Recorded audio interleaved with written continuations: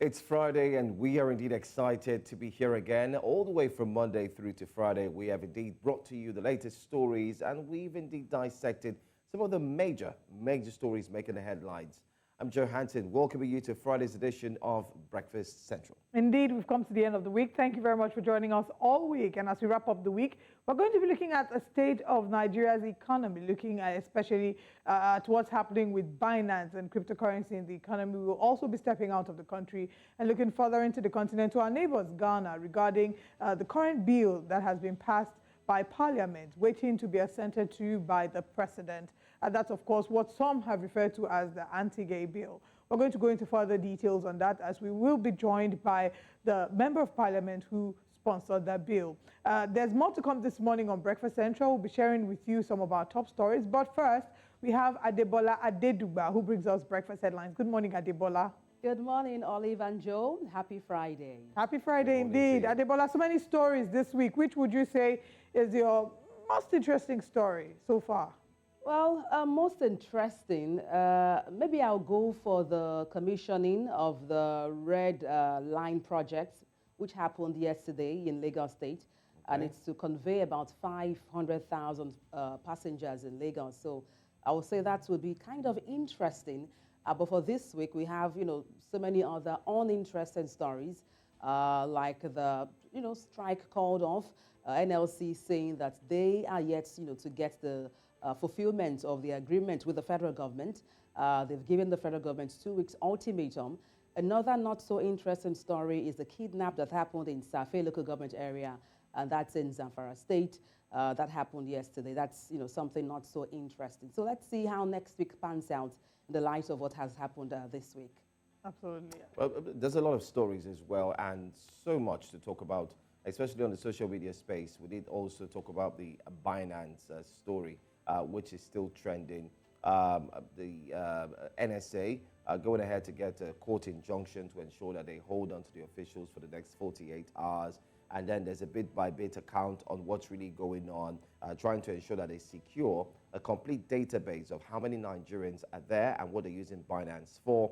Well, don't forget, on the other hand, a lot of Nigerians are applauding that move because the same Binance is indeed facing a lot of court injunctions and cases in the United States, the United Kingdom, and the likes. But that has got to do with Nigeria struggling to ensure it stabilizes its very own currency, the Naira.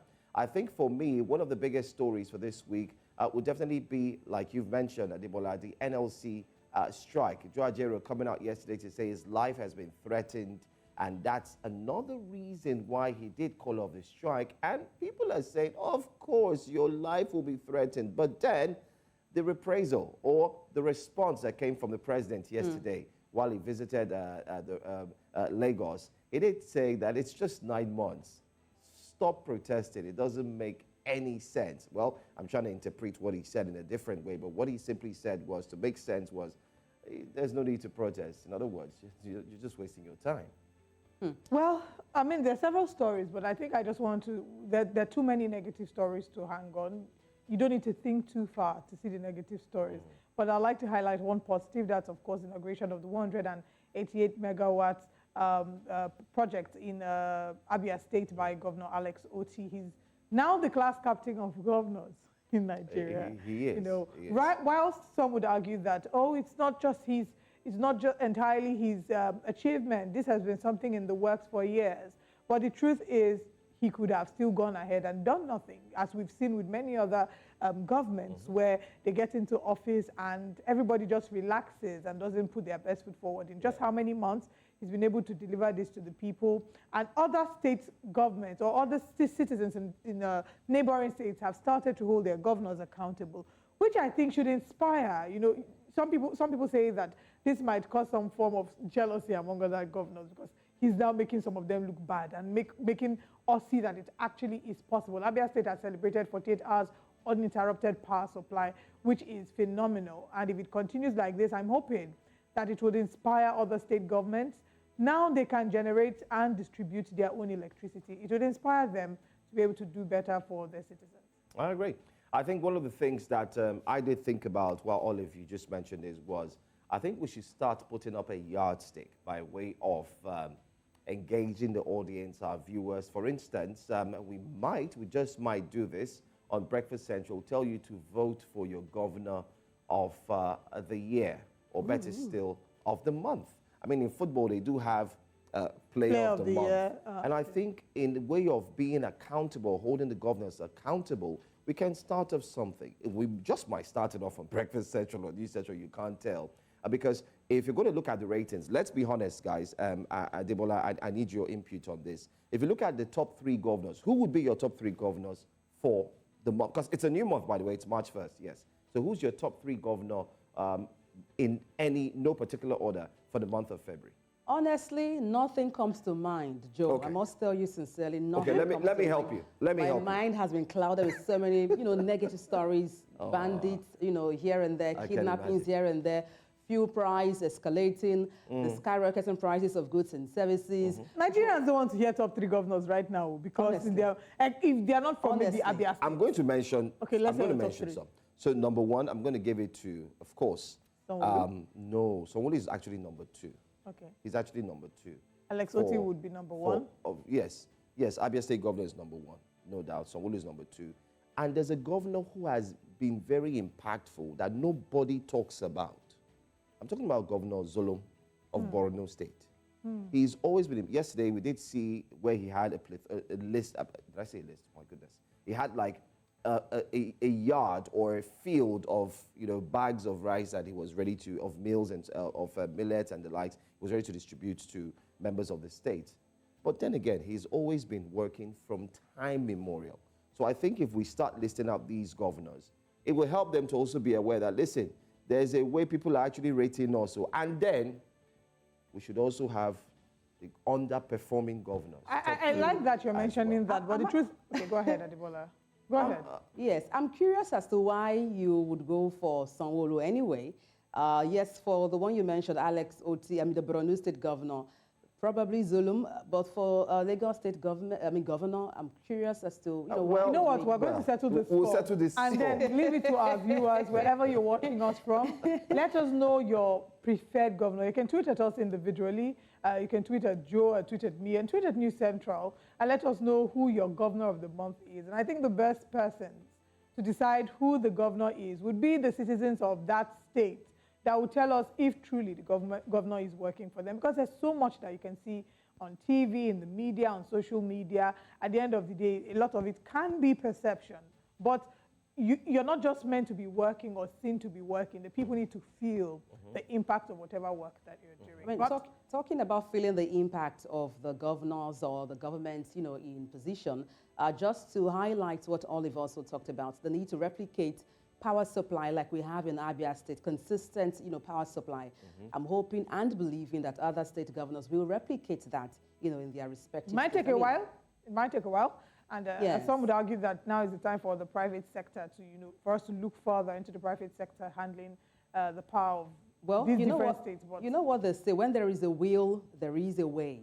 Indeed. All right, Adebola, thank you very much. Hello and welcome to Breakfast Headlines here on News Central TV. I am Adebola Adedugba. Let's begin in Lagos, Nigeria. In the bid to ease the stress of transportation in Lagos, the state government has successfully commissioned the Red Line train. Nigeria's President Bola Ahmed Tinubu was a special guest at the event and oversaw the commissioning. The new rail line is projected to run 37 trips and convey about 500,000 passengers daily at inception. Bandits have abducted scores of worshippers in one of the mosques in Tafe town, the headquarters of Tafe local government area of Zamfara state in Nigeria.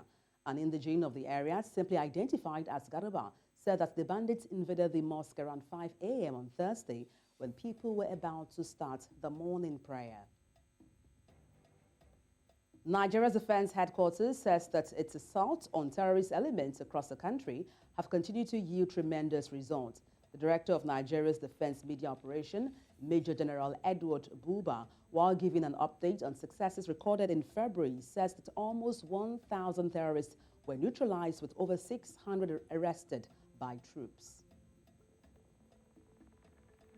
In the month of February, troops recorded significant successes in theaters across the 6 geopolitical zones of the country. We neutralized 974 terrorists. We arrested 621 of them, and we rescued 466 kidnapped hostages. If these terrorist groups don't come to the table in peace, the armed forces will continue to punish them with overwhelming military force. The Chief of Defense Staff, Lieutenant General Christopher Musa, has restated that the fight against insecurity demands attention and concerted efforts of the citizens as he seeks to possess and apply non-kinetic approach to solve the security challenges bedeviling the nation. General Musa, who gave the assurance while addressing the Defense Correspondents Association of Nigeria on a one-day seminar in Abuja, explained that security threats have evolved globally. Hence, there is urgent need to adopt workable and practicable ways to deal with it squarely. An opposition leader in Chad has been killed during a shootout with security forces. Yahya Diallo's death comes after the government blamed him for a deadly attack on the country's security agency. He denied the accusation. On Wednesday, heavy gunfire was heard near his party's headquarters in the capital, N'Djamena. The president of the Democratic Republic of Congo, Felix Tshisekedi, says he wants neighboring Rwanda treated with heavy sanctions as the world did Russia. Tshisekedi roundly condemned what he called Rwandan aggression and the theft of Congolese natural resources. And that's a wrap on Breakfast Headlines. It's back to Olive and Joe. Thank you so much, Adebola. A very sad story, Diallo being killed there in that shootout. And of course, that story has got to do with Felix Tshisekedi. So many things happening across Africa, but I think the most important conversation now, aside from all the important ones, has to do with the fact that Ghana, yes, let's go to Ghana, Adebola. Ghana itself passing the LGBTQ bill, and of course the conversations around that, everybody reacting to it. Don't forget, Ghana is not the first. We did have Uganda. They did receive their backlash as well. You had Zimbabwe, Emerson Mnangagwa, who was Nigeria as well. And then you have Nigeria. So it's starting to seem like the West needs to understand what Africa stands for. Your thoughts on this, Adebola? I feel the West should allow Africa be. I mean, if we want to pass a bill or processing a bill, it's left to us to decide. Let us process, think about the pros and cons as regards that bill, and let us be the ones to decide if we want that passed or not. No pressure whatsoever, and no influence whatsoever or threats from the Western communities. They should allow Africa be when it comes to making decisions for themselves. Well, that's subject to several reactions from different people around the world. Today, I'm glad that we'll be joined by one of the sponsors of that bill, and we'll be looking deeply into the Human Sexual Rights Bill. Thank you very much, Adebola Adedugba, for bringing us Breakfast Headlines. We'll see you again at 9 a.m. It's a pleasure to be here. Welcome back to Breakfast Central. Yep. All right. Let's bring you update regarding the new rail line. In a bid to ease the stress of transportation in Lagos, the state government has successfully commissioned the Red Line train. Nigeria's President Bola Ahmed Tinubu was a special guest at the event and oversaw the commissioning. The new rail line is projected to run 37 trips and convey about 500,000 passengers daily on inception. News Central's Bernard Akede was at the commissioning and filed in this report.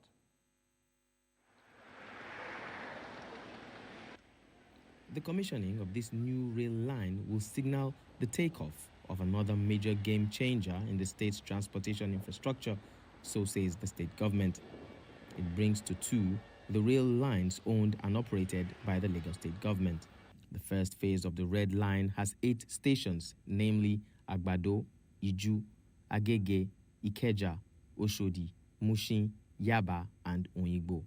The state governor, who was obviously excited about the commissioning, addressed dignitaries explaining the positive impacts this new rail line will have on the state when fully operational. We're on a long and exciting journey. Much has been accomplished, but there's still a lot more that we need to do ahead of us. There are a total of 6 lines that we have on our Lagos rail mass transit system when fully developed. We have already started preliminary works on the next 2 rail projects, the Green Line and the Purple Line. President Bola Ahmed Tinubu, a former governor of Lagos, was obviously proud to see the level of development in the state and assured Lagosians of more to come. Today is an evidence that it's good to dream, and it's a serious validation of democracy by the people, for the people. When you put people at the central focus of your vision and planning, you will realize the value of democracy. The president also used the opportunity to address the recent demonstration by the labor union, which was as a result of the current economic situation in the country. Tinubu asked Nigerians and labor to be patient and trust his plans. The hope is here. We have a governor in hope. And I'm standing before you, clinging to that hope, assuring you my belief that Nigeria will be out of economic problems. After the official commissioning, the president, alongside other dignitaries, took the first official ride in the train. In Lagos for News Central, I am Bernard Akede. Very commendable project there, and this is indeed one that Nigerians and Lagosians, most importantly, are proud of, because traffic situation in Lagos can be very chaotic and frustrating, that if care is not taken, if you set out to visit at least 3 persons in a day, you may end up visiting just 1. Or if you have an appointment for 3 meetings, either here or there on the mainland, island, you end up just possibly attending to just one of traffic congestion. I mean, the effects of traffic congestion cannot be underestimated. We're talking about the fact that, you know, it affects your productivity with work, because like you've mentioned, you may not be able to get to some of your deadlines or your work on time.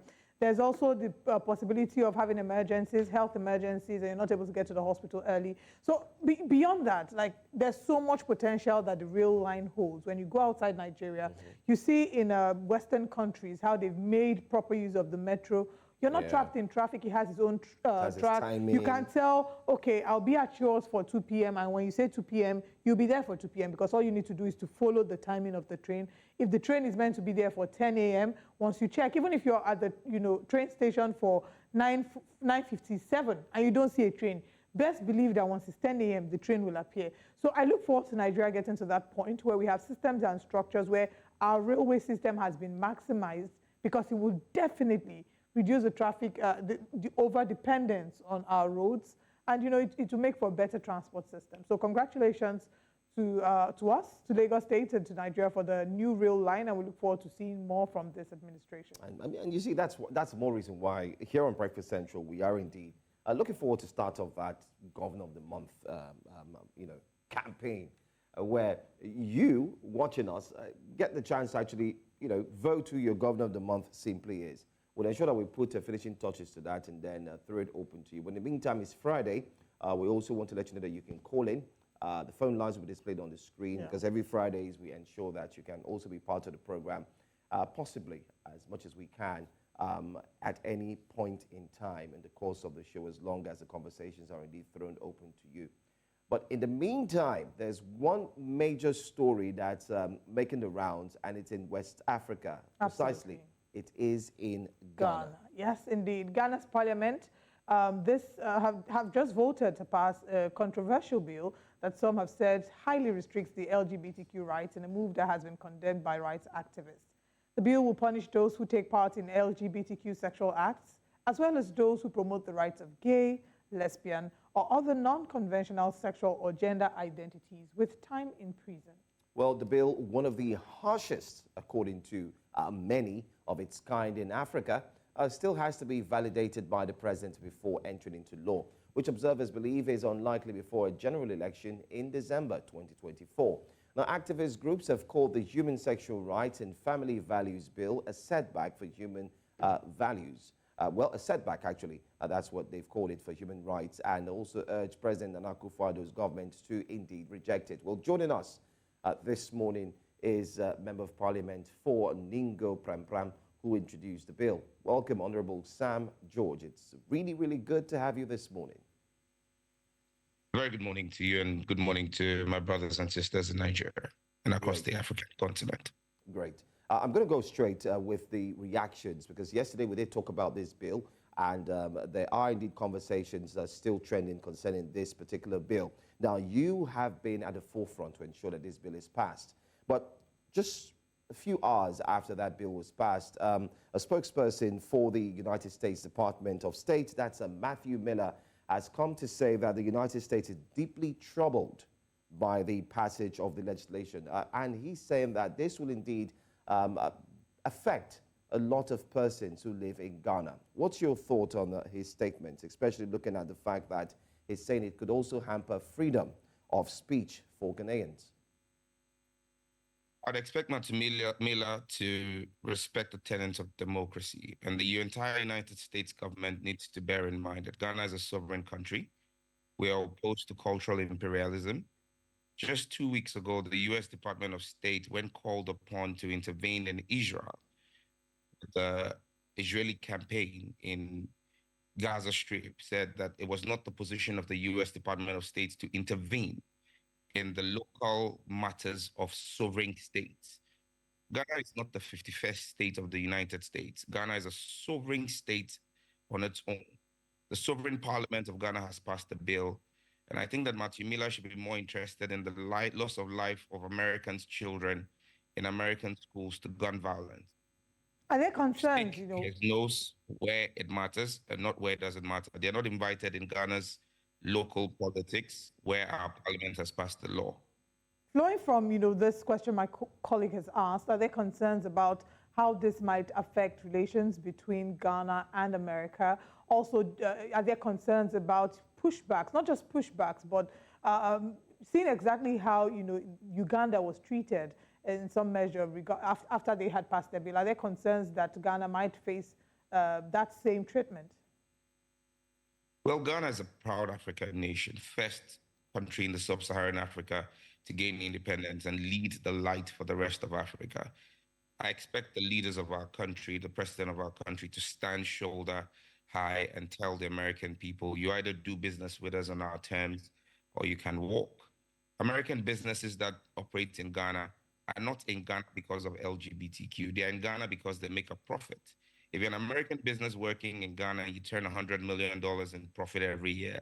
If you think that because we are protecting our cultural values and saying no to LGBTQ, you want to lose $100 million in profit, pack up and go. Another company will come into Ghana and do business. Ghana is a fertile ground for business. Look, Africa must begin to assert our rights. We're not puppets and stooges of the West. Look at Uganda. Uganda's economy is not as big as Ghana's economy. But per the Economist Intelligence Unit, the EIU, the 2024 report, Uganda is going to have the 6th fastest growing economy in Africa in 2024. And it's just the sheer hypocrisy of America and the West. Doing business with Saudi Arabia and doing business with Qatar. Qatar spent $22 billion hosting the World Cup in 2022. 18 billion out of those 22 billion went to American and Western businesses. Qatar buys over $1 billion of military hardware every year from America. The punishment for homosexuality in Qatar is death. Nigeria passed a same-sex marriage bill as far back as 2015. In fact, your bill is more punitive than Ghana's bill. In Nigeria, the punishment in your law for same-sex marriage is 14 years imprisonment. The maximum in Ghana's law is just 3 years. Has Nigeria's economy collapsed? Has Uganda's economy collapsed? We need to begin to stand. The American economy would not run and the Western economies would not run without African raw material. I think it's time we begin to look at adding value to our own raw material. Why should Ghanaian cocoa and Nigerian cocoa be traded on the New York Stock Exchange and not on the Ghanaian Stock Exchange and Nigerian Stock Exchange? If we begin to assert ourselves, these guys will know that they have to deal with us on equal terms. They're not doing us a favor. We're doing them a favor. The best doctors in the United States medical system are Ghanaians and Nigerians. The best economists on Wall Street are Ghanaians and Nigerians. They're not better than us. We sit in the same classroom with them and beat them every day. Academically, intellectually, we're better than them. But it's simply because we've not asserted our rights as Africans, because we want to go for cheap hand-me-downs. And I keep repeating, the IMF and the World Bank are banks. Banks operate by giving loans and making profit of the interest of those loans. So they should not threaten us. I mean, a bank should not be threatening the customer and saying, I won't give you a loan if you don't do what I want. If I don't come to you for a loan, you don't turn a profit. And so our economies are what run those multinational banks. And until we begin to assert ourselves and begin to trade more amongst ourselves, Ghana should begin to buy more rice from Nigeria, and Nigeria should begin to buy more salt from Ghana. We don't need to be going to the West for this. That's our problem as Africa. Okay, Honorable Sam George, talk to us about why it was important for you to champion this cause and for this bill to be passed. And I ask this because we hear a number of people who would say, and same thing was said here in Nigeria as well, that there are other challenges that our countries have faced. And why is it important that the rights of people who are, lesbian, gay, bisexual, transgender, and more, and why is it that these LGBTQ plus people are the priority as opposed to all the other issues bedeviling the nation? Well, Parliament is considering a lot of several other bills that we are doing, and we'll deal with everything. But let's bear in mind, the people who lose their identity have lost their nation. The European and American communities and society have failed because they've redefined family. They've lost the sense of what it means to be family. And that's what they want. It's that kind of mental aberration and mental disorder that they want to import into our countries. You cannot continue to deal with cultural imperialism and say that it is a secondary matter. Our identity as Ghanaians is a principal matter for us. And that's why we've pushed this bill. Because look, the Ghana AIDS Commission in 2021 spent $200 million buying antiretroviral drugs to take care of HIV/AIDS for people who choose to have sex, men who choose to have sex with men. And so the government had to spend $200 million. Now, do you know how many school buildings in my constituency $200 million would have built? Or how many hospital beds that would have created? And so when somebody says that it is not a pressing issue, it's because they don't understand the full effect of homosexuality on society. We're dealing with getting enough beds for our women to give birth when they are pregnant. And we should now begin to divert those resources to stitch up the backsides of men who have chosen to go and have sex with men when they begin to have anal tears and anal warts. I mean, why should we be spending resources on that? We should be channeling the resources into areas that we need. Go and check the American system and see how many people are committing suicide because of the effect of homosexuality. The CDC says that homosexuals are 400% more likely to be suicidal. Do you know the effect of suicide on the GDP of a country? Do you know the fact that the young man who walked into a school in the United States 3 months ago and shot up 22 kids was transgender? And this all came from a mental disorder because of him having undergone a gender change or gender reassignment when he was 8 years old? I mean, is this what we want to bring into our society? I grew up in Nigeria, and I knew, and growing up in Nigeria, I could walk to my neighbor's house and have a meal with them. My parents weren't scared when I attended Command Day Secondary School in Oshodi at Nafrik Barracks. They knew I was going to go to school and come back. They weren't afraid that their son was going to get killed by a child who has been affected mentally because he's transgendered.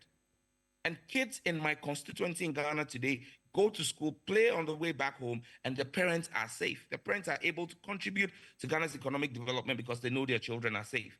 We're not going to, just look, even on the African continent, which country has the highest crime rate? South Africa. Why? Because they've embraced homosexuality as one of the growing factors in that country. Look at every country that has embraced this and look at what has happened to their crime rate. This has ripple effects on society as a whole. We're not going to import the sickness and troubles of another country. We've got enough on our hands in Ghana and in Africa. All right.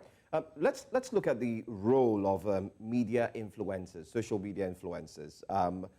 They've also been at the forefront, beating the drum for supporting the LGBTQ plus community. Does this law in any way touch on the freedom to canvass for the community, either on social media space, as we've seen, that's quite proliferating. It's everywhere. We see it in acting, we see it in glamoring and so on, even in mansions and so on. Does this law touch on any aspect of that for influencers in Ghana? Absolutely. We've gone after all technological and media platforms and said that you cannot use technological and media platforms to propagate stuff that is illegal in Ghana.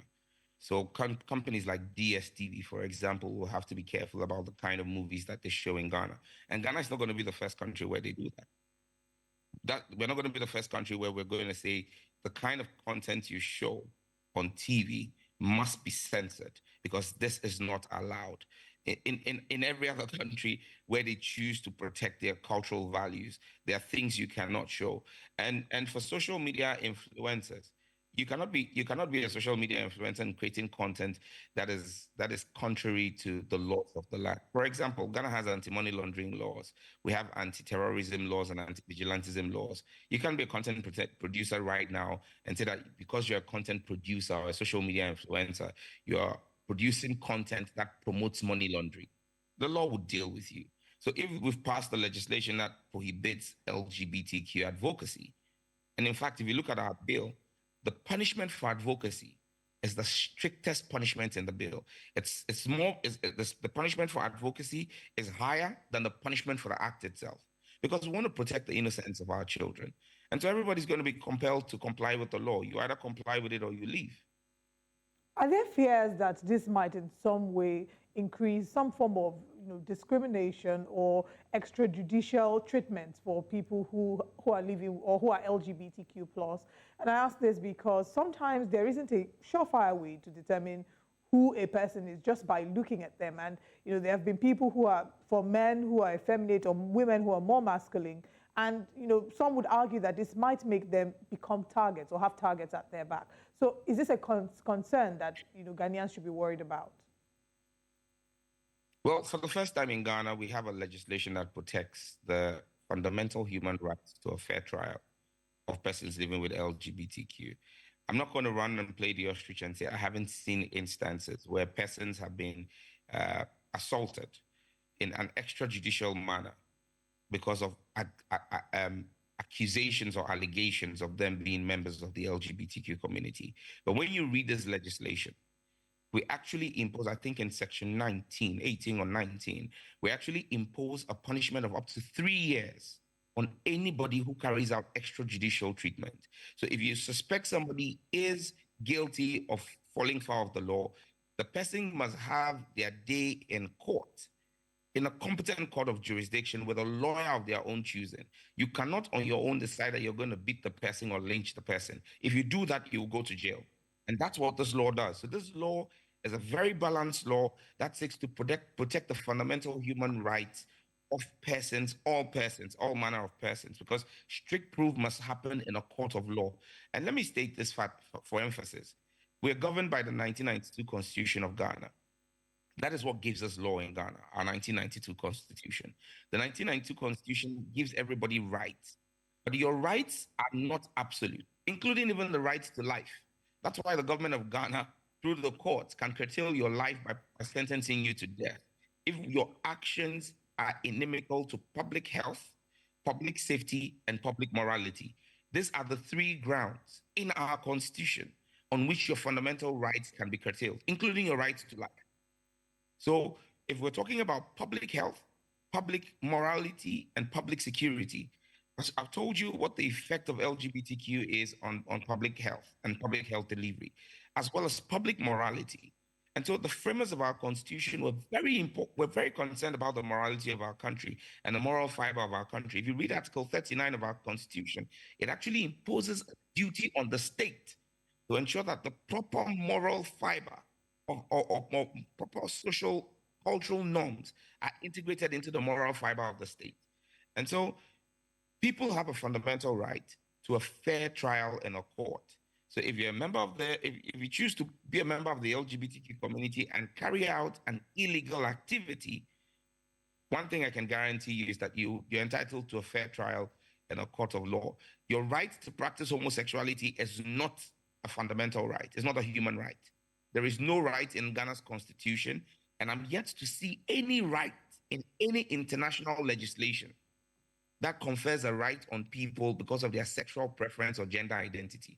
There is no international law as we speak today, including the UN Declaration on Human Rights, that gives a right on the basis of your sexual preference. But let me be clear on one last thing.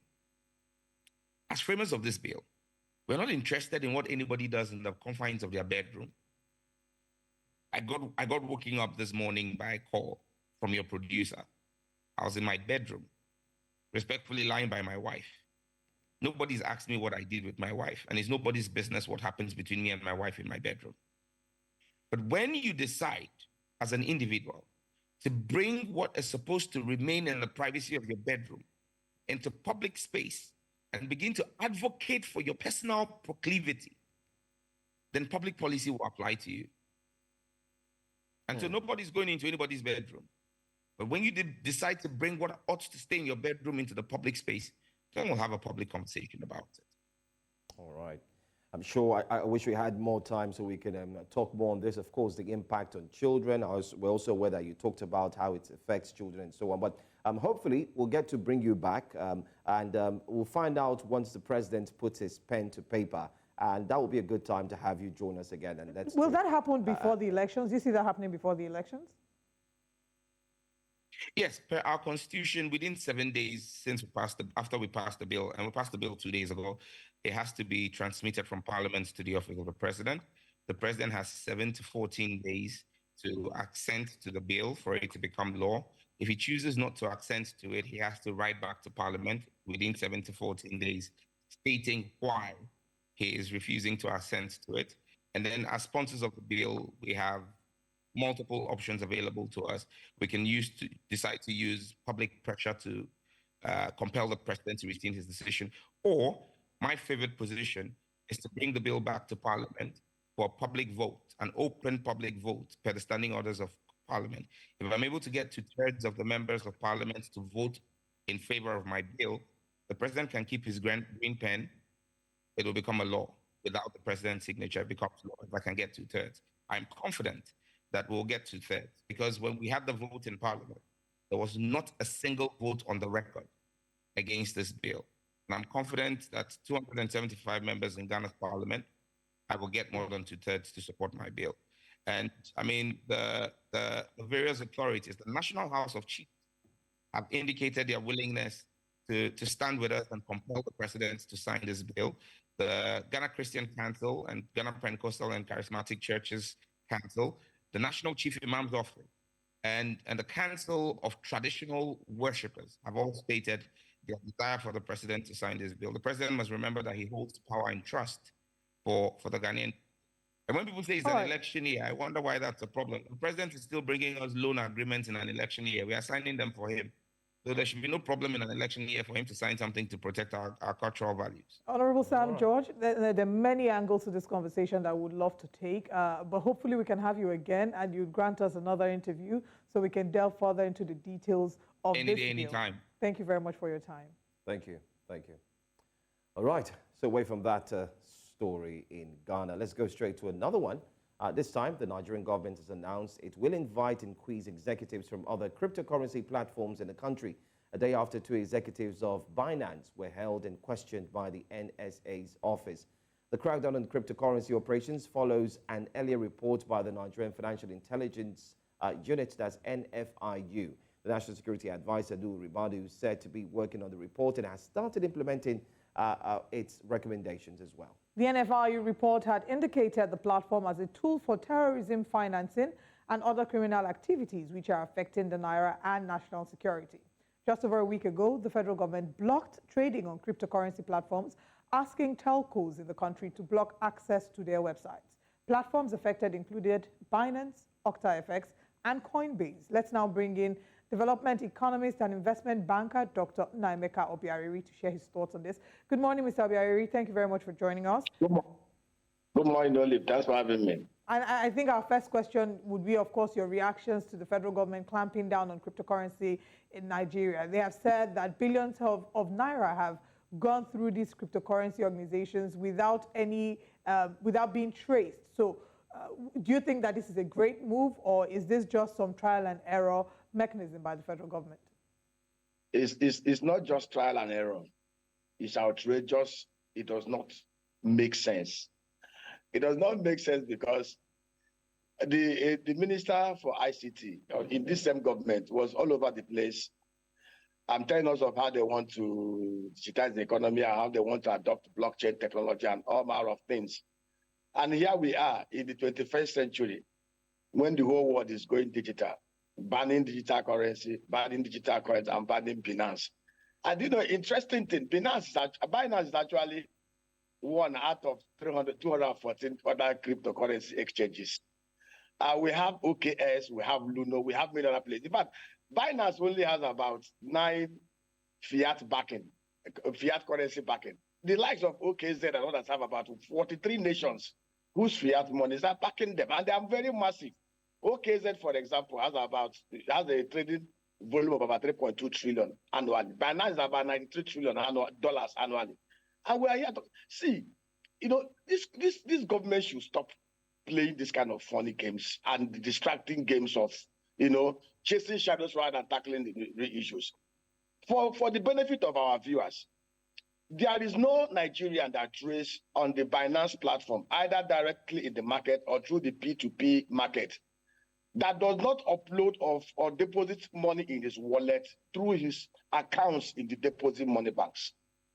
If you want to trace Binance activities, all that the federal government of Nigeria should have done was to go to the central bank to mandate the commercial banks. Nobody opens account in the bank without putting their name, their BVN, and their TIN. And interestingly, we are made to understand that there are over 28 million accounts in the banking industry that does not have BVN. How in the 21st century a commercial bank will open an account, will not do full documentations of the customers when we have so much terrorism in the world? Is what I cannot understand. The truth is, there is no honest investor, there is no honest businessman that will waste his money tying it down in cryptocurrency. Most of the funds they are even looking for, if you trace it actually, a majority of the funds they are talking about must have come from either the political bandits, the political office holders who are looting our FAC and JAC and IGR through their private sector front. And that is the truth.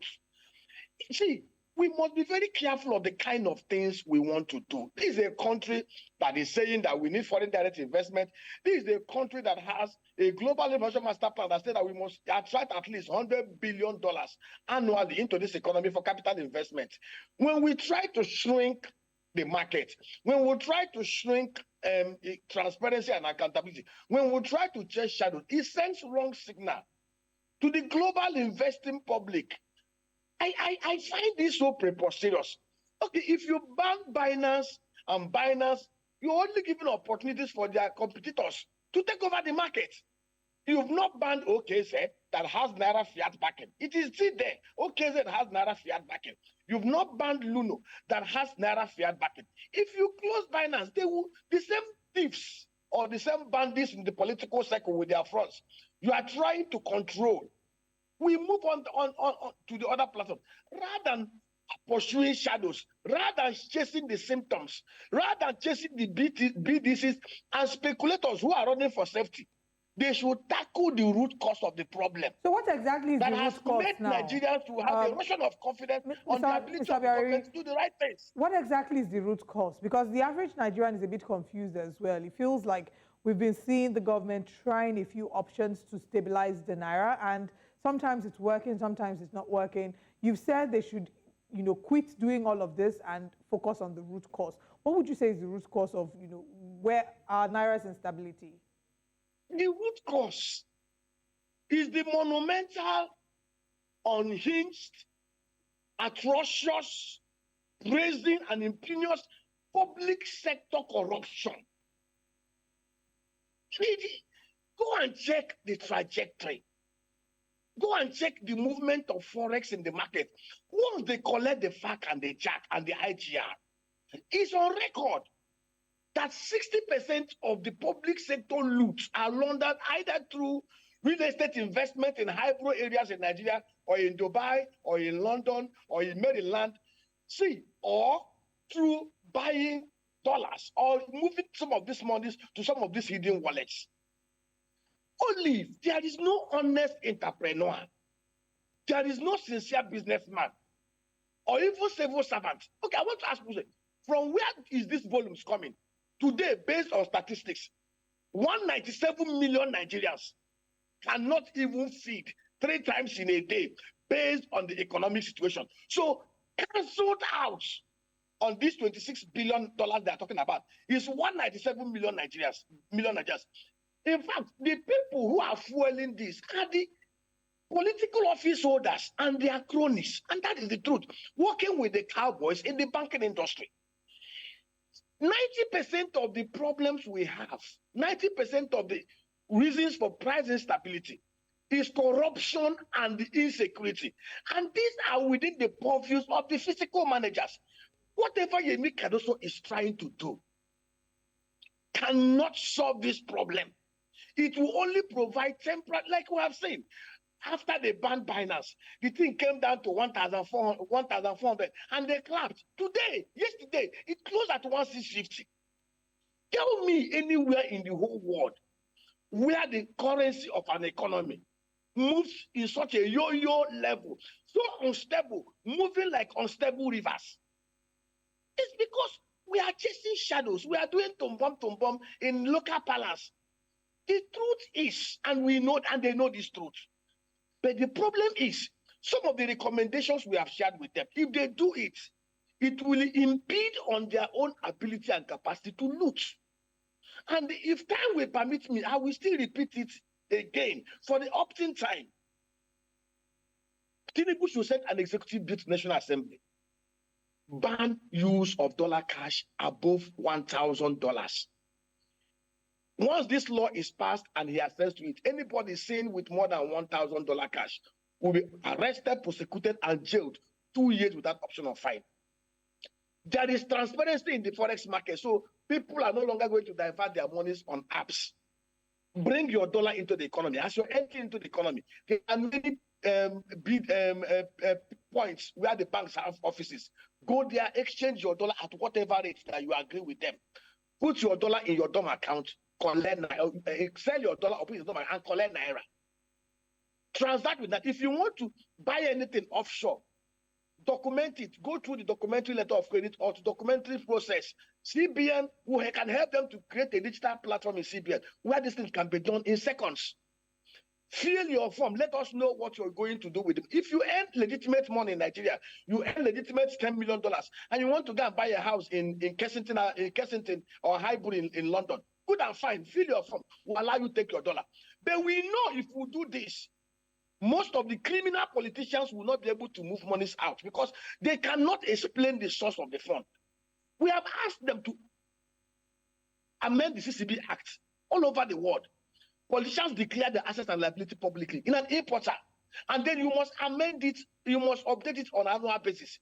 If you don't want to be transparent, stay away from the public office. And then there should be whistleblowing provisions in the law, the same CCB law. Any Nigerian that blows whistle that helps the recovery of looted assets will receive 20%, even with the security agents that help to prosecute the people. When you do it, all the bankers, the junior bankers that help them to move money and launder money, all the people that help them will become EFC agents because they know, even the policeman that will arrest you and will collect 10 million, knows that if he prosecutes you for looting 1 billion, he will share 200 million. Deterrence and intelligence are the base of corruption. But you and I know that if they do this, they will not have dollar to buy delegates during election. They will not have dollar to bribe electoral officials and compromise the judicial system. And these are the root cause of the problem.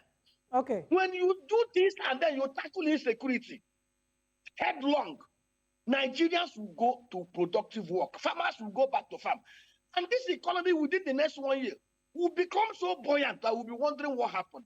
But the recommendations, which are the altruistic recommendations, will be hard for them to implement because it will practically stop them on their track from looting. You've made very sane points here, and hopefully they're listening. Let me just put it that way. Hopefully they're listening. But do you recall that there was a central bank digital currency that was created, the Naira? Nobody seems to be talking about that. But you do recall that former CBN Governor Godwin Emefiele did come out with the Naira, which he said was going to actually be in competition with the likes of Binance and the likes of OctaFX and so on.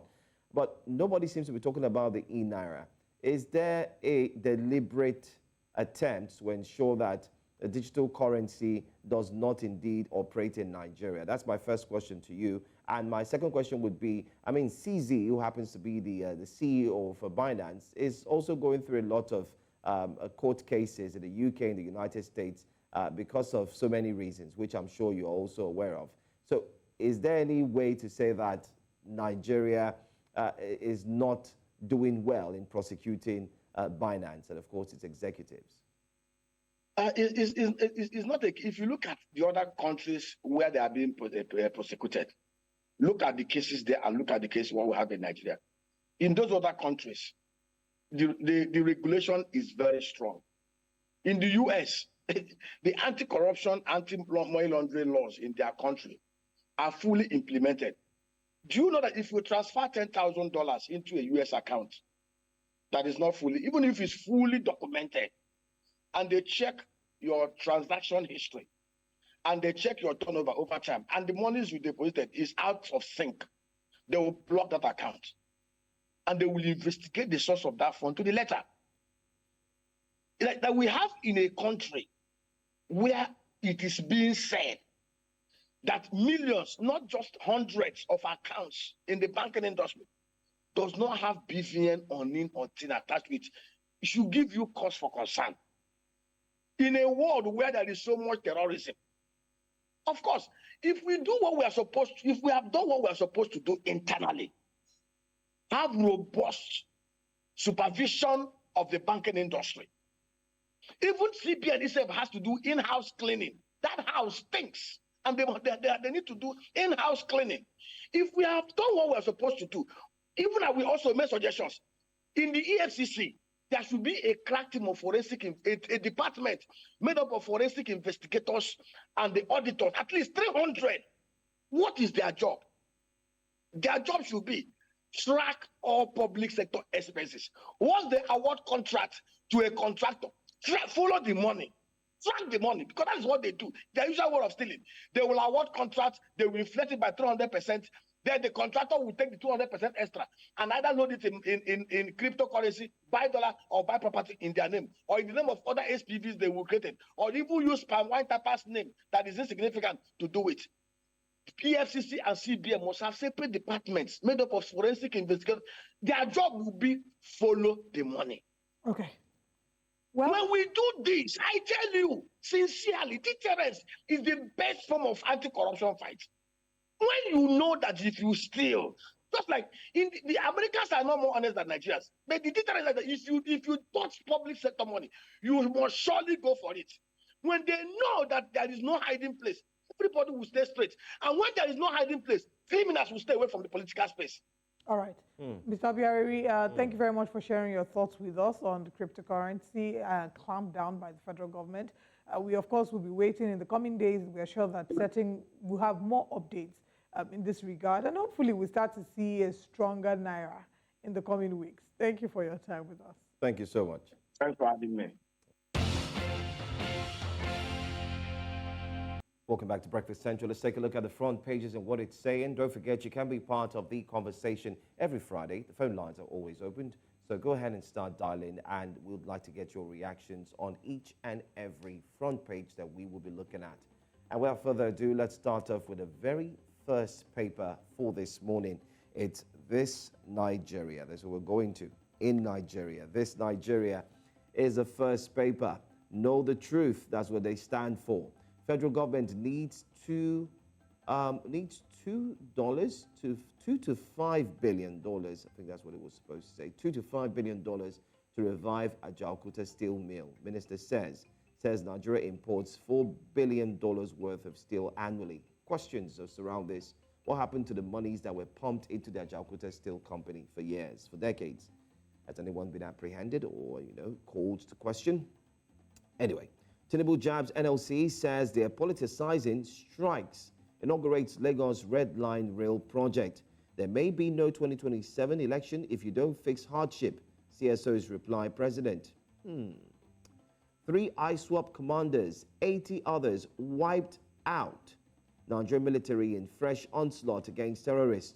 Troops eliminate 974 terrorists, apprehend 621 in February, as bandits attack mosque, kidnap worshippers in Zamfara. That was a sad story. We also brought that to you all through yesterday and also this morning. Ovation as Wike approves promotion of 8,785 FCTA workers. Restructure now to maximize development, Soyinka tells federal government. Oh, wow, Soyinka is actually speaking. Very interesting. That sounds very, very interesting because a lot of persons had said, oh, he's been quiet for a while after he did visit the president in the villa. And he said he had told the president not to run for presidency. He told him, way back and talked to how close they were. But then again, when situations like this started going south, many thought, okay, it's high time for the man who's been there to speak up. And he's speaking now. So I hope you've gotten that. Benue bans political gatherings indefinitely. That's what Benue has done. No more leaning to political gatherings. If there's any gathering in Benue that's got to do with political affair, well, you just might be in trouble. You might be touching the tail of a wild animal, and it's going to bite you. What does that mean, though? So there's a lot of Benue has been going through a lot of challenges in terms of insecurity. There's also the challenge of ensuring that they've provided their own security outfits. They've also said, listen, they're going to protect themselves. What they've tried to do is ensure that if there's any gathering at all, it should not elicit any form of fights that will lead to fight, of course, that will lead to people engaging in fisticuffs here and there. So what they've done is, listen, no more. Let's not have any political gathering. That would indeed curb any issue between one political party and issue another with political regarding party. that issue concerning not having any political gathering is really for insecurity reasons and not for other reasons, because we see that that's how usually people's right to be able to express their political interest or political desires or political affiliations start to be trampled upon. We saw how that happened in Tanzania with John Magufuli. And it was after Samia Suluhu Hassan came that we started to see a change, and then she then started to allow for political gatherings. We see it happening in Uganda as well, where Yoweri Museveni's, what's that, his son's name? The Muhuzi Project, I've forgotten his son's name. Yeah, basically doesn't allow people to gather politically. So I'm hoping that this is actually what you say it is. I haven't done much research into that story. Well, a little research I did also shows that happens to be one of the reasons. But then again, this aspect you're talking about, I don't think the governor would anyway. We don't know people's intentions. You know what? At the end of the day, nobody's right should be stifled. Nobody's right to participate in elections should be stifled. Most definitely, most definitely. And if you look at the front page there, you could see the president, the commissioning of the Red Line Rail project.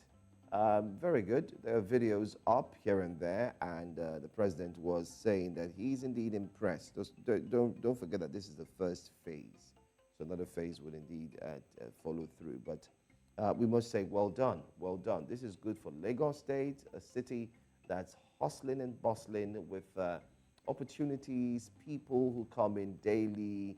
And not just that, the traffic congestion can be heart-wrenching. You could be in traffic for hours. So if there's a diversifying of the traffic situation or road networks, I'm still waiting for the waterways to also kick off. Lagos State has set up a waterway system, but not fully in effect. It's in effect, though, but not fully, as in fully, like you see in other cities. If you go to Milan, or you're able to go to Paris or Paris and other cities as well, where it's just made easy for you to use. But that's all. That's all we're going to take on the front page of this Nigeria. All right, let's head to our next paper this morning and see what the front page of Vanguard is saying. Confusion over NIN, BVN, link to bank accounts. We've started again because I wonder what we're doing. We've done NIN, BVN link to our numbers. We've done to bank accounts, so I don't even understand.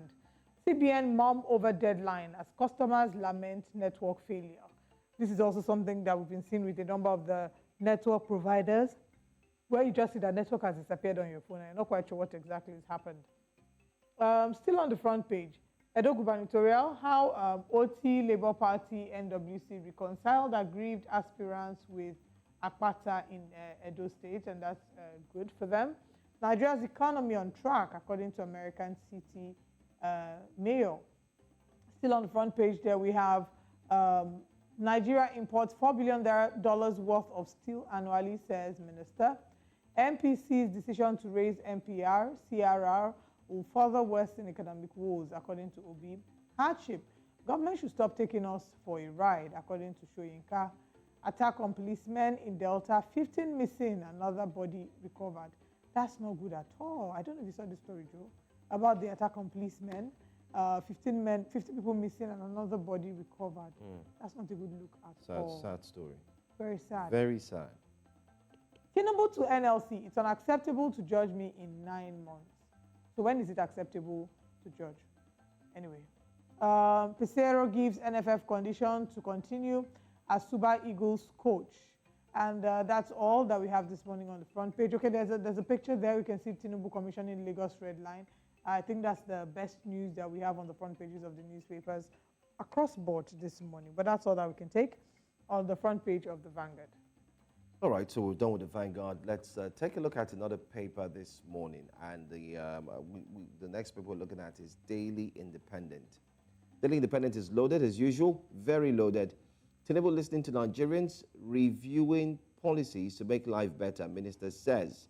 And that's the story. Well, this is from the Minister of Information and National Orientation, Alhaji Mohammed Idris. He says the president is listening to Nigerians and is continuing to tweak and also review policies to make life better. Federal government states chart way forward on regular power supply. I like what Abba's done. Yes. Everybody is now on their charting course. toes. You know, everybody's saying, what's the way forward? How can we do this? It's good. It's good. Let's do that.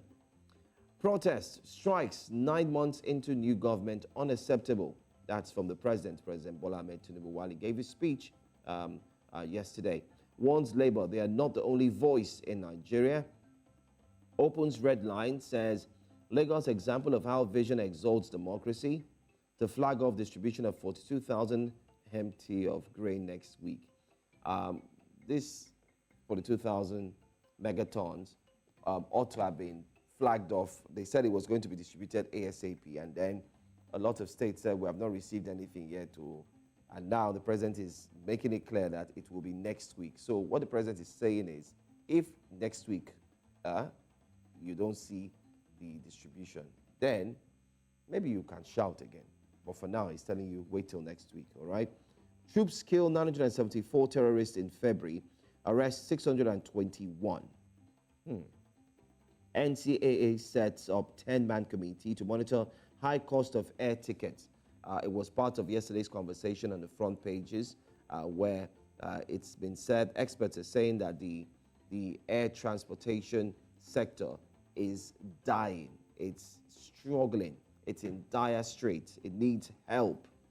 And now a 10-man committee team has been set up. Nigeria, we like committees, by the way. So a 10-man committee team has been set up to look into that. Nigeria imports $4 billion worth of steel annually, says Minister. And that's why Jalkuta Steel Company ought to have been operational up until now, but it isn't. And then he mentioned how much is needed.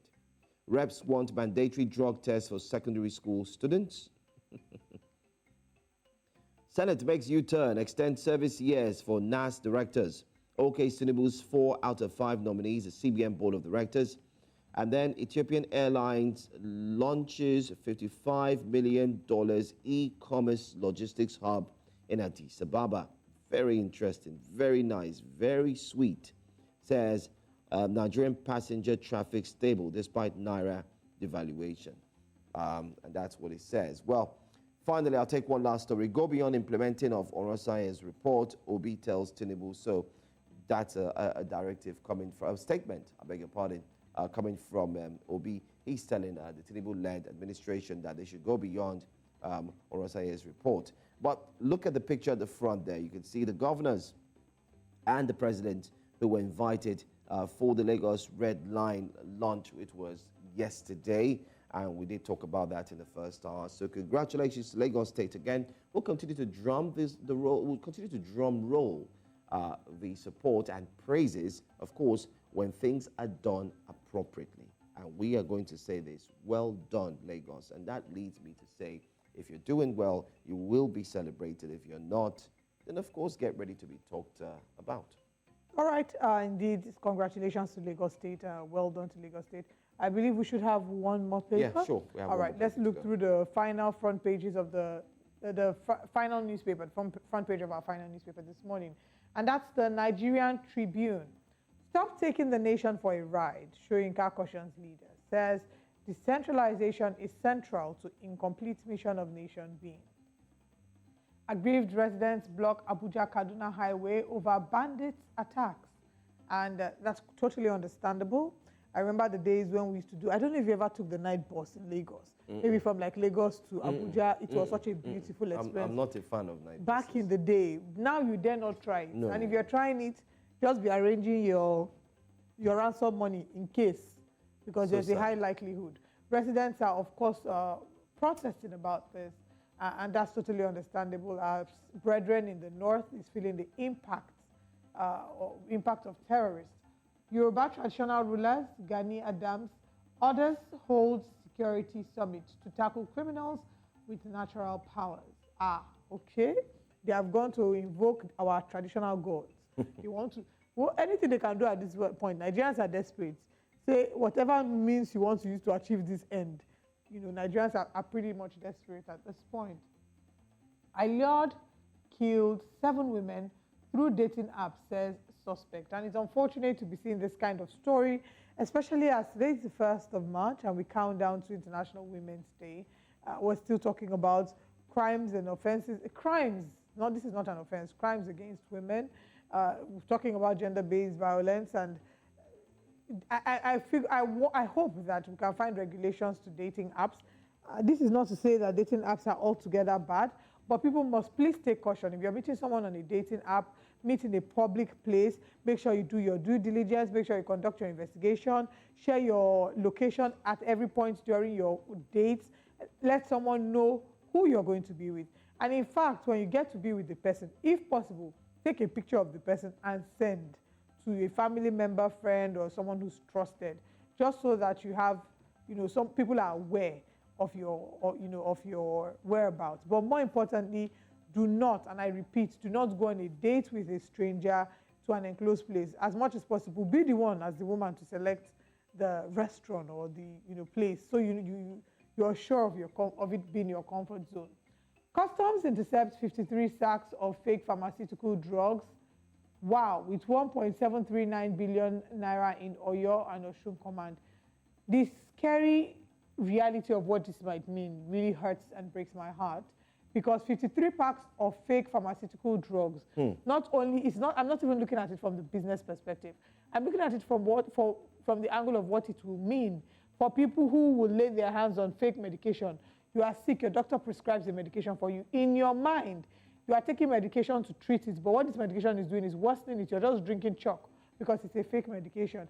And I'm hoping that our drug law enforcement, National Agency for Food, Drug Administration and Control can do more to ensure that we regulate the system, to ensure that we do not allow the influx of fake medication. Tinubu to NLC, you are not the only voice of Nigerians. If you want to participate in the electoral process, wait until 2027, he says. This is, of course, as he inaugurates Red Line Rail in Lagos, a rail accomplishment, a result of our painstaking reforms, says Sanwo-Olu. At the top of the paper, we see there, Abbas sets up 23-member committee on Orosaye's report. Federal government printed too much money. This is according to Abia Governor. Laments free fall of Naira. Article wants the entire power sector open for private investment. That's all on the Nigeria Tribune. And quite frankly, all that we can take this morning on the front pages of the newspapers. We'll be back on Monday with more papers, looking at what the top stories, what the front pages, the big stories and the riders on these papers are saying. For now, we'll go on a break. And when we come back, there's more this morning on Breakfast Central. Welcome back to Breakfast Central. Now let's talk about the NLC and what next. The much anticipated nationwide protest has come and gone amidst the controversies. Nigeria's organized labor says that it is not backing down and is insisting that it has given the government a 2-week ultimatum to implement demands made by the union. Our correspondent Marvelous Obomanu in this special report looks at the protest and gives us details on what it has achieved. Several workers across Nigeria's geopolitical zone came out en masse at the instance of the nation's organized labor, heeding the call to take to the streets. From Kano, Adamawa Plateau, Kaduna and others in the north, to Edo, Ekiti, Oyo, Lagos and some others in the south, Nigerian workers were unanimous in expressing their displeasure to government. However, the question many citizens ask is if the protests, like previous orders, have achieved much for Nigerian workers. I don't think you can achieve anything reasonable through protests in this country. You understand? I believe in dialogue. You understand? That is in Nigeria. I don't think the lawmakers even respect people that protest. You can never get what you want through protests. I have not seen anything that has been achieved through that protest. We can only protest at the end. We call of that they will negotiate later. At the end, nothing to talk about. Before you know, it will not die off. If you look at the NLC right from the days of Obasanjo, they have break their power. NLC doesn't have that power per se when it comes to protests in Nigeria anymore. Since they have been coming out when government bring any policy that's against the wish of the masses, they have never achieved anything tangible. The NLC says it has resolved to give government a 2-week ultimatum to implement its demands or risk another action. This, according to the union, is an attempt to force government to improve the living conditions of citizens. There are some speculation that the Trade Union Congress not joining the nationwide protest called by the Nigeria Labour Congress spells a crack in the relationship between both unions. Now, while that is being speculated, there is a subtle rumor that the NLC protest was just a mere show of "we are still here." But what does Nigerians say about a union fighting for their rights? Do they trust the Labour Congress? I don't have 100% belief in NLC. NLC is just fighting for their own rights based on the inflation in the country. So that's why they are fighting for their own rights. But I'm not seeing it as if they are fighting for Nigerians. Them too, they have their own targets too. So they don't have to, like you this one too, to cover up. But them, they know what they are after. While it is obvious that nothing much has really been achieved in Labour's engagement with government, despite several protests carried out, questions are being asked on the current approach by the union because it is clear that the current strategy is not achieving much results. In Abuja for News Central, Marvelous Obomanu. Very interesting reports there, but let's go straight to another story. This morning, President Bola Ahmed Tinubu yesterday took a swipe at labor unions in the country, calling on them to maintain peace. Well, the president took a shot at the unions during the inauguration of the Lagos State Red Line Rail service 2 days after the Nigeria Labour Congress (NLC) held a nationwide protest over the economic hardship in the country.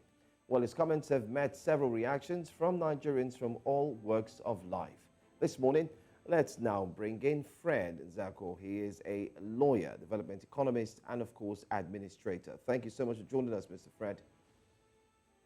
Thank you. Good morning. Good morning to you.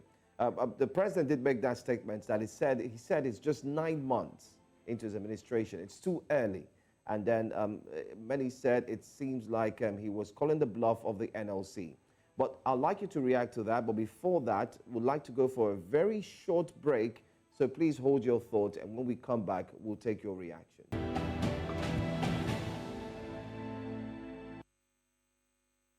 Thanks for staying with us, and our guest is still here with us, Fred Zako. He is a lawyer, development economist, and administrator. We're looking at the statement made by the president concerning the NLC, saying it's too early to begin a protest just 9 months into his administration. Now, let's get your reaction and your thoughts on that statement made by the president. Well, in the real sense of it, 9 months may be too early to assess a leadership that is going to run for 4 years. On the other side, more especially when the past 8 years before the government of Tinubu was described as 8 years of Holocaust and 8 years of terrible misgovernance under President Muhammadu Buhari. If you juxtapose that with 9 months of President Tinubu, you can now agree with him that 9 months are not enough for him to begin to right all the wrongs. Rather, they are months of laying the background and the foundation for a greater future. But on the other side, because President Tinubu and former President Muhammadu Buhari are from the same political extraction, and President Tinubu himself has said that he was going to continue with the governance structure and the pattern and style of Muhammadu Buhari. And that is essentially why Nigerians are so worried that if it is the same government that is continuing and you have said you are going to continue from where Buhari stopped, that means that the 8 years of Holocaust will now translate to another 4 years of unimaginable suffering in the land. And because of the current realities, Nigerians have been left with no hope than with criticisms of the current leadership style. But be that as it may, one can say that Mr. President is not in the best position to begin to assess himself or his administration. He should leave that to Nigerians to assess whether the 9 months have been 9 months of goodness or 9 months of suffering. And I can tell you that most Nigerians see this past 9 months of under Tinubu as 9 months of immense suffering, immense deprivation, and immense hardship. And we hope and believe that if the right things are done at the right time, the future may be better, but you are yet to see whether it will be better or not. The current reality does not give any hope to anybody. So Mr. President should not begin to throw such jabs because Nigerians will not take it lightly with him. The argument that the current administration oftentimes bring up from time to time about how they inherited an economic mess, do you think that that argument holds water? Looking at the fact that some would argue that this administration is a continuum from the previous one. Yes, I agree that he inherited a very terribly bad economy, and much has been said even by experts who don't belong to the same political inclination with Mr. President. They said that the economy has been terrible, and even observers of Buhari's regime will tell you that the regime ran Nigerian economy aground with humongous debt and a lot of challenges left unsolved. And that is why it looks like a booby trap in the way of President Tinubu's administration. So there's no gainsaying the fact that it's very obvious that Buhari's regime was terribly bad, and then Tinubu inherited a terribly bad economy. But because it is the same political party that claim to have the same ideological leaning and philosophical programs, Nigerians don't want to begin to give Tinubu any breathing space, except if he has to depart remarkably from the Buhari style of governance. And in trying to depart remarkably, he has started the honest net by removing subsidy without adequate planning on ground for Plan B, and that is why Nigerians are suffering. Even though technically the subsidy was removed by Buhari's regime when they did not make provision for it in 2023 budget. And Tinubu only announced the removal, whereas Buhari removed it technically. So what we are now seeing is that there are many robust policies must be put in place so that Nigeria will follow a different trajectory. And one of them is that cost of governance must be reduced, and the optics must be such that those in authority should give impression not just by words of mouth, but by their conduct, that they are also feeling the pain of the adjustment, economic adjustment that Mr. President is trying to make. But when those in government and those in authorities are enjoying and the rest of the masses are suffering, there is no way there will be a meeting point between such two groups of people. All right. Our reporter, Marvelous Ogumanu, in the report package we just played before we brought you into this conversation, had spoken to a cross-section of Nigerians in Abuja, and many of them have lost hope in the labor union, I beg your pardon. What's your thoughts on the NLC, Joe Ajero-led NLC? The president making that statement also shows that he's telling the NLC that they are too quick on their feet to castigate his administration. And Nigerians, on the other hand, are saying that the NLC, they don't think they really stand for the truth of what they are pursuing. Do you have any thoughts on this?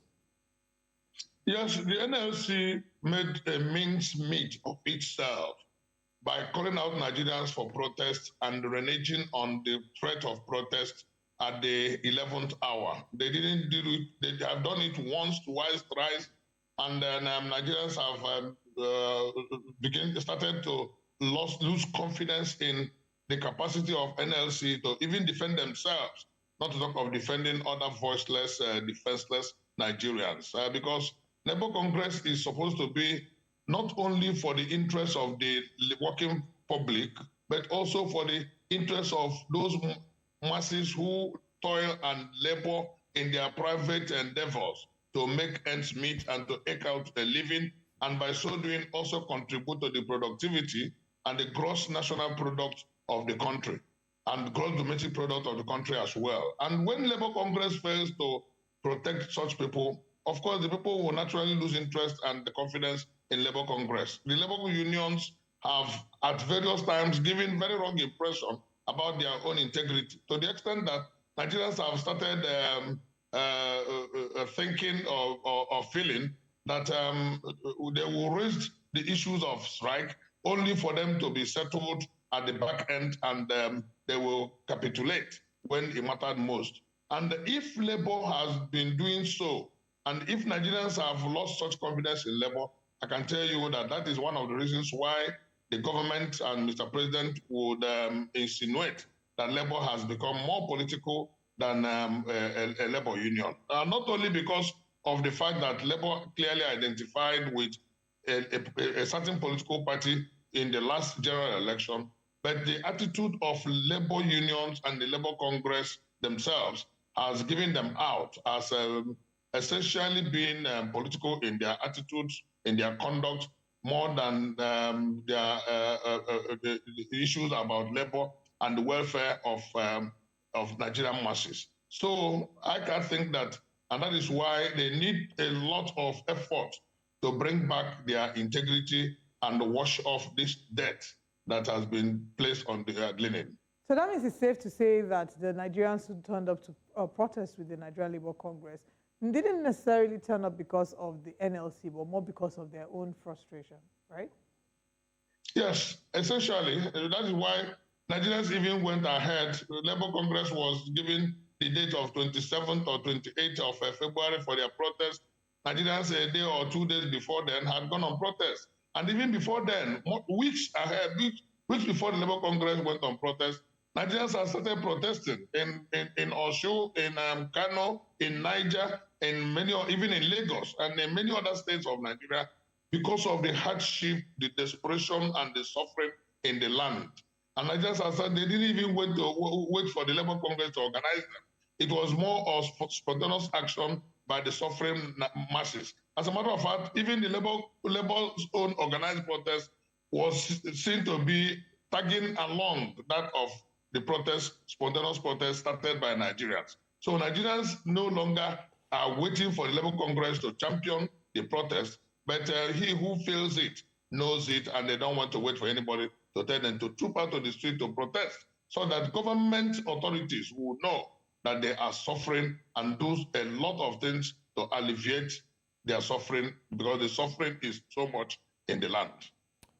Well, we agree with that. The suffering is so much in the land, and Nigerians are indeed doing their best to actually manage the situation. I want to thank you so much for joining us, and thank you so much for sharing your points with us this morning on Breakfast Central. Thank you. Many thanks. All right. Okay, so it's time for us to find out where Nigeria is going, where Nigeria would indeed get to. Well, if your thoughts are indeed the same as mine, then this is where we're going to. Which way Nigeria is up next.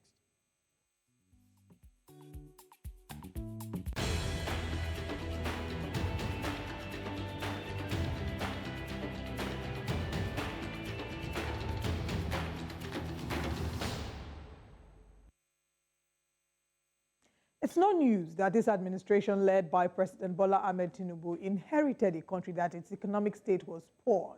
It's no news. They've reminded us a number of times, and we agree. But to the average person, what they can see is that this administration inherited a country that sold fuel at 185 Naira at that time, and today sells fuel at 615 Naira and above, depending on where you're buying from. They see that this administration inherited a country that had the dollar exchanging for something around 744 Naira, but now dances, it dances anywhere between 1,000 Naira and 2,000 Naira to the US dollar. They inherited a country that was marred by insecurity challenges, yes, but today has expanded its kidnapping syndicates around the country. They inherited a country that already had 133 million 133 multidimensionally poor Nigerians, and that's, of course, talking about millions. And now the numbers have worsened by giving temporary solutions to the poorest of the poor. It's almost like it's a dance competition between these two administrations. And the song of choice is, how low can you go? Who would have thought that the day will come when some Nigerians will say, I miss the Buhari days? Now, I know that it's not that simplistic, as there are a lot of plans that are probably in place and a number of policies that have been rolled out to get us to where we are. But I don't know if the excuse of having inherited an economic mess is a good enough excuse. I don't know that this administration can say that it wasn't aware of how bad things were. In fact, some Nigerians will argue that this government is a continuum, seeing how during their campaign, they advocated on building on the legacies of the Buhari-led administration. Nigerians have even drawn similarities between the two administrations, and I'll give you examples. So some policies have been implemented in both administrations, though not necessarily bad in of themselves, but they have, however, come across as not properly thought through, especially as regards implementation and impact on Nigerians. Example, the Naira redesign policy in Buhari's administration, the removal of subsidy and floating of the Naira in the Tinubu administration. Now, these last two policies having been subject to different analysis by experts. Both administrations, of course, took their sweet time to appoint their cabinet, and when they did, some of the names didn't seem to be a right fit for the job. Now, this was quite a surprise, with President Tinubu, as one of his strengths had been listed as the ability to pick the right people for the job. However, when the list was announced, some names came as a shock. For example, what was Abubakar Momo's name doing as Minister of Youth? Yes, portfolios were reassigned, including his, and he ended up as Minister of the Niger Delta Development Commission. But can we all now agree that the mode of selection, screening, and appointment of ministers isn't without flaws? And maybe it's time to drive at selecting the man for the job as opposed to creating the job around the man. This is not to say that those ministers who had no prior background in the portfolios assigned them can't do well, not at all. But wouldn't it be better, easier, and much more productive to appoint to serve in ministries people who already have background, knowledge, and expertise in these ministries? Also, I think that it's time for us to work towards reviewing our mode of screening ministers. The current system that we have, where they are screened by the Senate and asked random questions, doesn't give the structure that should help for productivity and accountability. If, for example, we knew beforehand which portfolio each minister was assigned to, that would direct the line of questioning by the Senate during the screening process, and would also create an opportunity for these ministers to appear with clear plans for their ministries. These plans would then serve as KPIs by which these ministers' performances will be measured. Right now, it's vibes on vibes. A number of these ministers are just cruising. In fact, there are a number of them that we haven't heard of since they are swearing in, but that one is a conversation for another day. This administration has resurrected the Stephen Oronsoye report, and this has gotten mixed reactions from Nigerians. Now, whilst the spirit of this report seeks to cut the cost of governance and can be referred to as laudable, one wonders about the seriousness of this administration. An administration that is keen on cutting the cost of governance should not have started out with a very robust cabinet, don't you think? It begs the question whether this administration actually believes in the promises it makes to the citizens of the country. Nigerians have been asked to endure these pangs, but has the leadership exemplified endurance by cutting unnecessary expenses? The role of the National Assembly in cutting the cost of governance is also another conversation that we will look into another day. President Tinubu says that calling for a strike in just 9 months of an administration is unacceptable. Okay, what about 10 months? And no, I'm not calling for a strike. I'm just a tired Nigerian, desperate for a change. Happy new month to the presidency. It's almost the 10th month in office, and Nigerians are hoping to actually see the promised renewed hope. It's about time. And for those who keep saying that this administration needs more time, my question is, how much time is enough time? In 1989, Michael Cree released a song titled Time Na Money. 35 years later, and it rings true. Nigerians are tired of excuses, and promises will no longer do. The results should speak for themselves. As for me, my time is up for today on Which Way Nigeria. Good morning, Nigerians. In French, they say c'est la vie, meaning it's life, and they say c'est très bien, meaning it's really good, okay? And it's been really good for us this week. La profession. Yeah, merci beaucoup, merci. Attends. Let me continue my French, okay? It's been a fantastic show, by the way. Thanks to the Member of Parliament who joined us, Sam George. Great conversation. Ghana sticking and staying on its foot, saying no LGBTQ practices will be allowed in the country. They must uphold their cultural heritage as well. What interview or what made your show for today? Well, I think the newspapers and the front pages of the newspapers, seeing President Tinubu saying that 9 months calling for strike is unacceptable.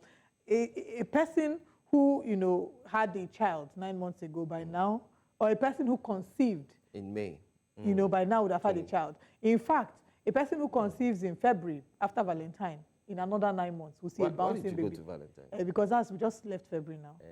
Yes, that's why. In 9 months' time, we'll see the evidence. Okay. So evidence is supposed to be plenty right now. 9 months is a lot of time. Nigerians just want to change. We're really just tired. We can't continue the way that things are. We want to see a change. We applaud the government for whatever plans they are putting in place, but they need to speed up the effect. We need to actually see the change and feel the renewed hope. And that's all that we can take today. Thank you for joining us. Continue the conversations with us on all social media platforms. You can catch up with our interviews on YouTube at News Central TV. We'll be back again on Monday. And like I like to say on Fridays, do not drink and drive. Turn up with sense. I'm Olive Emodi, and I'll see you on Monday. And I'm Joe Hanson. We'll see you again on Monday. Stay with us. More to come your way.